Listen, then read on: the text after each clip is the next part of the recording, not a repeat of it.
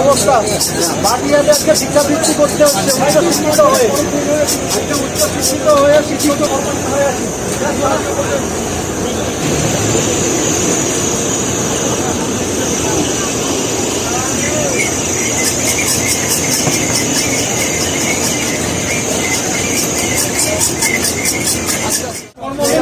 সরকারের দৃষ্টি আকর্ষণ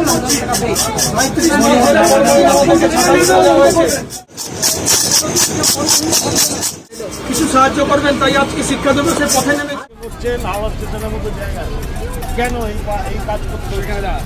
যে শিক্ষক দিবসে শিক্ষকরা মেরুদণ্ড সোজা রাখার পাঠ দেন, আজকে সেই এনএসকিউএফ শিক্ষকদের আজকে সিদ্ধারা মেরুদণ্ড ভেঙে দেওয়া হচ্ছে এই সরকারের আমলে। তাই আমরা বাধ্যগত বাটিয়াতে রাস্তায় নেমেছি। এই সন্দীপ ঘোষের মতো